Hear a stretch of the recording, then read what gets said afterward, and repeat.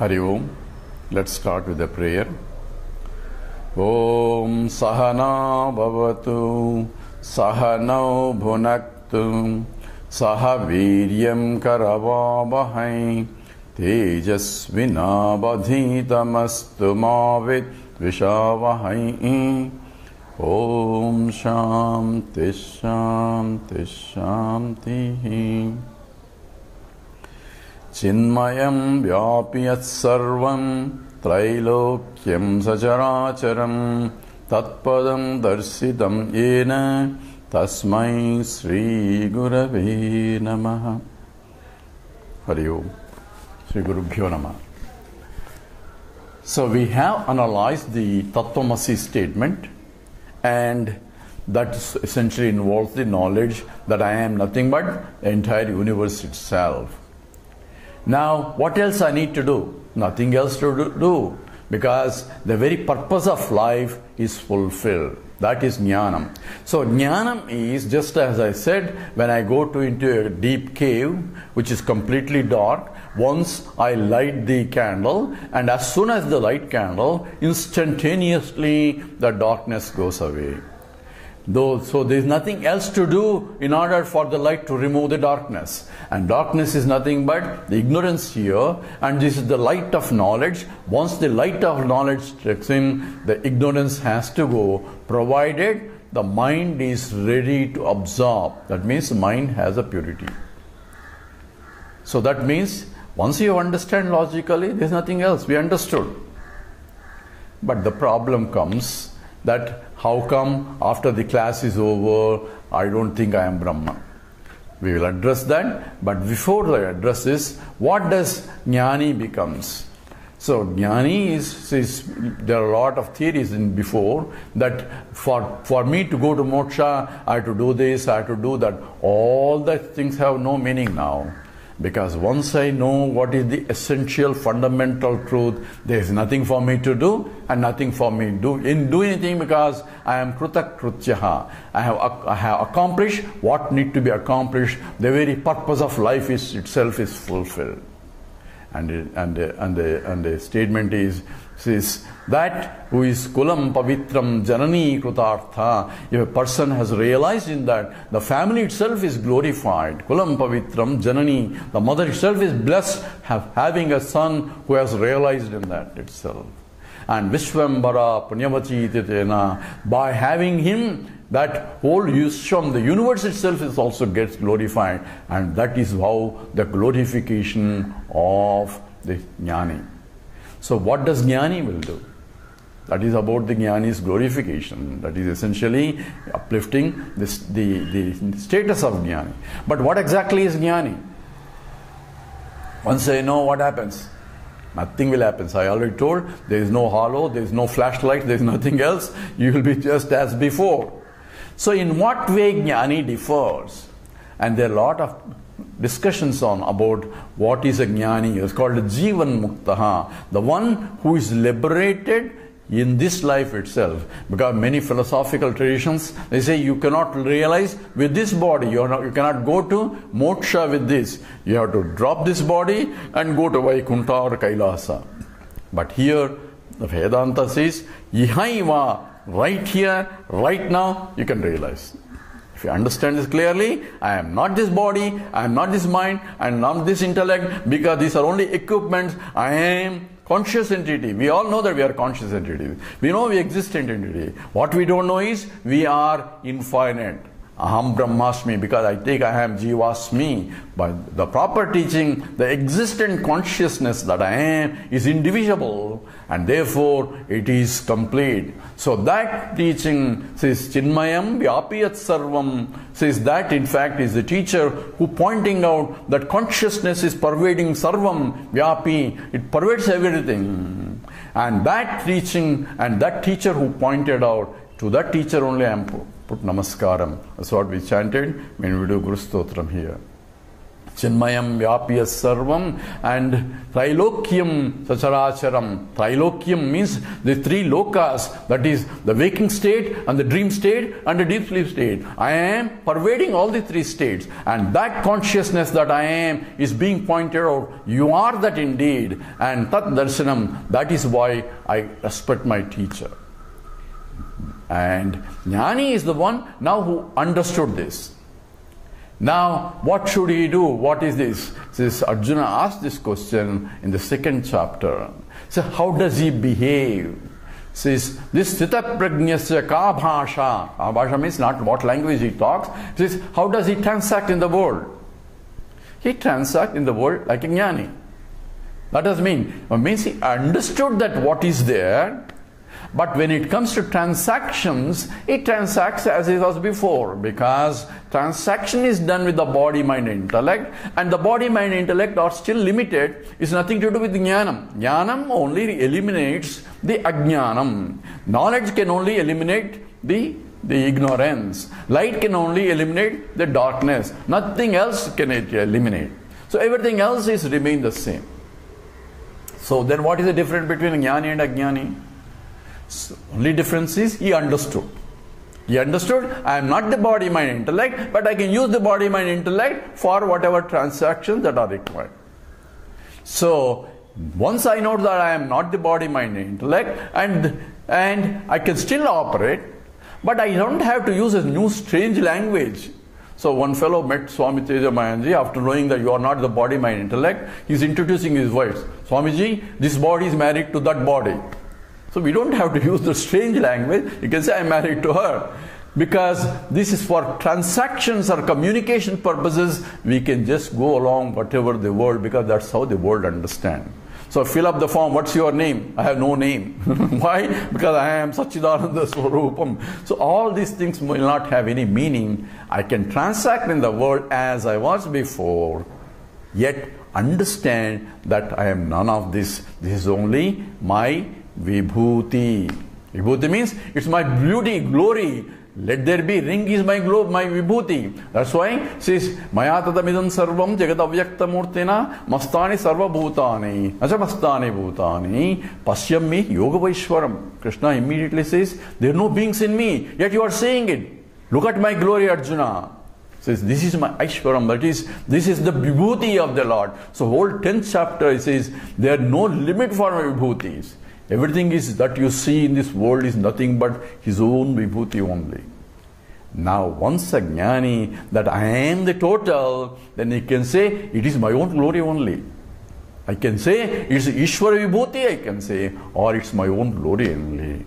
But for practical purposes, instead of not confusing everybody, you can say this is Bhagavan beauty. So he doesn't have to change unnecessarily language in order to communicate. But what is that exactly? So Sthita Prajnasya Lakshana Kya Bhasha? He says essentially, says Prajahati Yada Kaman Sarvan Partha Manogatan Atmanieva Atmana Tushtaha. He is the Sthita Prajna. So what is the litmus test for I have realized or not? What should I do? Because nothing else is changing. So only litmus test, as Krishna is pointing out, Prajahati Yada Kaman Sarvan Partha Manogatan. All desires are completely eliminated. What are the desires? Desires are coming from the vasanas. Vasanas are ragadveshas. These are the impressions left over. They are essentially pushing me that I want this, I want this. Why do I want this? Because I think I am unhappy, and with that I am going to be happy. So if you look at all this structure, I am going after the whole universe of this, because I feel I am unhappy, with that I am going to be happy. But once I realize that I am happy by myself, then where is the need for me to go for anything? Therefore, Krishna's statement is, there is no self-centered desires in that Mahatma. Which means, so how do I know? How does I know that I have these desires? Oh, I like to have some cup of coffee. So is that a desire? Is that means that I am not realized? So whenever I get realized that I am not realized, that's not the way. He says, if I depend something on myself, other than myself, for my happiness, then that means I am still bound. So what is the litmus test? My dependency on other than myself as source of happiness. Without that I am going to be unhappy. With that I am going to with that only I am happy. If I depend on that, then that means I have not realized. A realized person doesn't depend on it. If it comes, it comes. If it doesn't come, it doesn't come. So the body still requires body things. But therefore satisfying. So he will be hungry, he will be sleepy, he will be tired, he will be all those things, because those are body problems. Those will go on continuously, but yet he understood these are the body problems and not my problems. So if the body problems can be solved, he will solve the problem, as body requires some problem. And if it cannot be solved also, he is not worried. Let's say, let this body has to suffer today. So problems of the body, mind, intellect, he recognizes that they do not belong to me. They belong to the body and mind and intellect, and which they need to be solved, and therefore he will solve just like, so he eats, he sleeps, he drinks coffee, he gives whatever the habits of that is. So we cannot test whether someone is realized or not by any way, any means. All we need is he selfish in his activities? What does his activities will do? He doesn't have to do any actions. If at all he acts, as Krishna says, even Jnani should act where? For the benefit of Loka Kalyanam, for the benefit of the totality. So in fact, what does his Jnanam means? Jnanam means Aham Brahmasmi. Is the Jnanam. That means I was thinking that I am only a local individual. I am the totality itself. So once he understood Jnanavid, so the one who knows the Brahmavid, Brahmaiva Bhavati. Scripture says, knower of Brahman becomes Brahman. That means he became Brahman. Now who is acting now? No more that individual self-centered entity. Now because he understood that I am Brahman, therefore Brahman is now acting with that body, mind and intellect. Body, mind and intellect are still limited, but the action is coming from Brahman. Brahman is totality. Therefore action is for the Brahman's sake only, which means for the sake of totality. That means that which is totality is nothing but lokam itself, for the benefit of totality. That's what is called Loka Kalyanam. Therefore, whatever he does is going to be for the Loka Kalyana. Now, what happens to is all this karma, Sanchita karma, Prarabdha karma, Aragam karma, we started with all the theories of that. So once I realize that I am that pure consciousness, therefore he recognizes Akartaham, Abhoktaham, Hameva, Hamavyeha. I am neither a doer nor an enjoyer. Therefore, there is no kartrutva bhavam. I am a doer. Notion is not there, even while he is doing it. So even though we think that he is working and he is also asking and he is also doing, he is traveling and all that, he is going by first class or second class, whatever class available. If he has money, he goes first class also. So that has nothing to do with the jnanam. Whatever that comes as a part of prarabdha, he accepts it. So what happens to Sanchita karma and Agami karma and Prarabdha? Once I realize that I am not even a doer, therefore the actions do not belong to me anymore. It is like a dead letter office. The person to whom it belongs to is gone. So what do? Nothing. It goes into the junk. In the same way, the Sanchita karma and Agami karma will have no more effects on that. And the prarabdha karma will still remain, because this body, mind and intellect is propelled by the prarabdha karma. We mentioned those part of those vasanas that are ready to germinate, and to exhaust that you bring in, and that's what is prarabdha karma, and that's where he has to be born, what kind of body he is taking, what kind of mind, all those VMI that was coming in is due to the prarabdha karma. And as long as this body, mind and intellect is there, the prarabdha karma will continue. Body will still have problems, mind or still may have problems, intellect may still have problems. Intellect may still be limited. Just because I am Jnani, it doesn't mean that he knows quantum mechanics or some other mechanics. He still knows what is being studied along with in the course of his evolution of the body, mind, intellect. Therefore, the equipments will still there. But now we say, does Jnani have a prarabdha? Jnani has or Jnani doesn't have, depending upon how one looks at it. So body, mind, intellect will go through the prarabdha.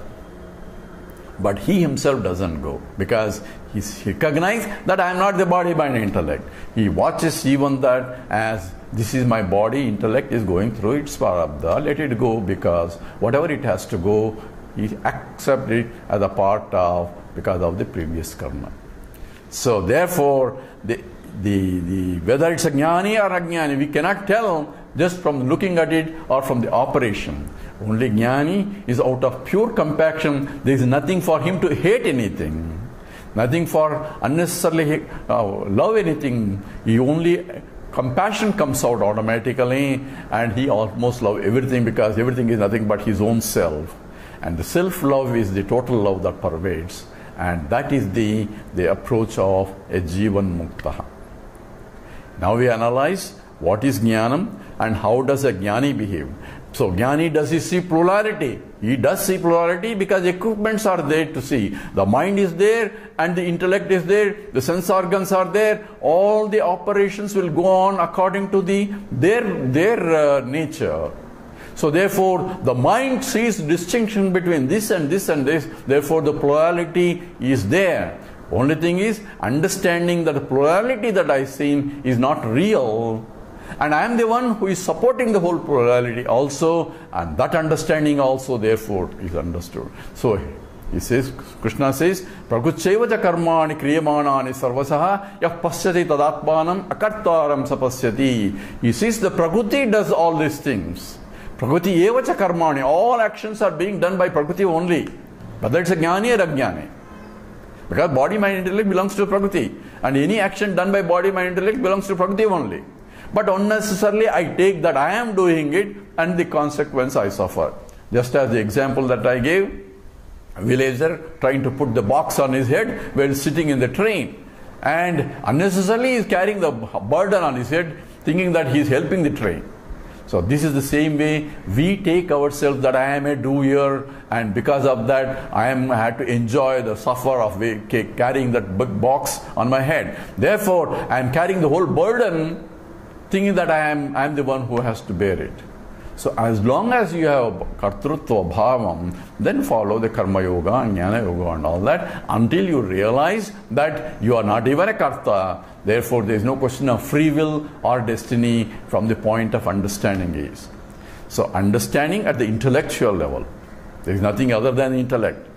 So once understand the intellectual, I understood, but when I am transacting it, I can transact with the plurality. Just as a scientist understood that everything is nothing but electrons, protons and neutrons.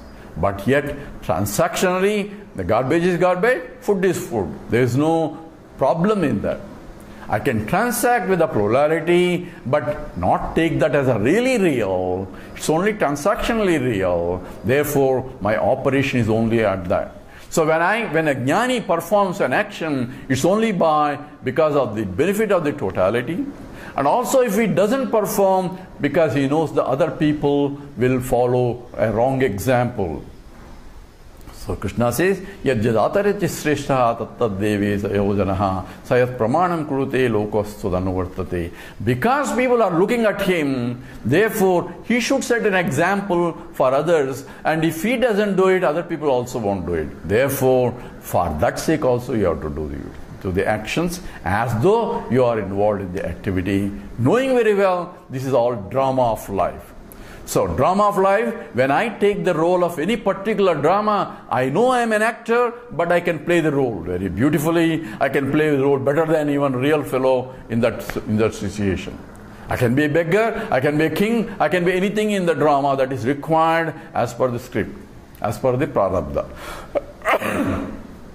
But yet, I never forget even for a moment, I am an actor who is a millionaire playing the role of this beggar also.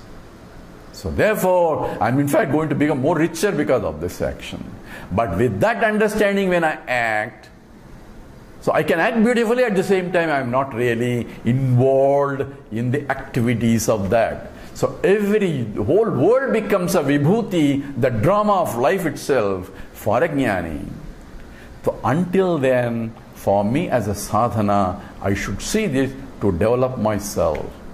So ahamannam, ahamannam, ahamannam, ahamannadau, ahamannadau. A sage sings out of ecstasy, this, I am this, I am this, I am this. I am the one that is being enjoyed, I am the one who is an enjoyer also, in every form and everything. That is the ecstasy of the jnani, and that he will be reveling. And when he is in the seat of meditation, he is in the state, essentially is called Atmarati. When he is outside playing, it's called Atma Krida only. So both are possible for a jnani. So he has a visa where he can realize that I am the totality. At the same time, he can come down the level of everybody and play the drama of life, knowing well that it's only a drama. And whatever that brings, prarabdha brings in, he enjoys it as a part of vibhuti of the Lord. So the whole universe becomes a drama, a beauty itself. In everything that he sees, the beauty are involved. And that becomes the mind, and that becomes a Jivan Mukta. But once the prarabdha goes away, the body, mind, intellect drops out, then he becomes a Videha Mukta. That means the body, mind also gone now, because mind has realized what is the nature of the truth, and he becomes one with the totality itself. So therefore, what happens to him? Nothing happens. He is one. He already understood that he is one with it. Now he's also the body, mind, intellect that is pulling him in particular form has also disappeared. And that is really a Jivan Mukta and a Videha Mukta. Now we will try to analyze next why, even though I understand it, I am not able to live in that teaching itself. With that, we will stop here now. Om Purnamada Purnamidam Purnat Purnamudachyate Purnasya Purnamadaya Purnameva Vasishyati. Om Shanti Shanti Shanti. Harihi Om. Sri Gurubhyo Namaha. Harihi Om.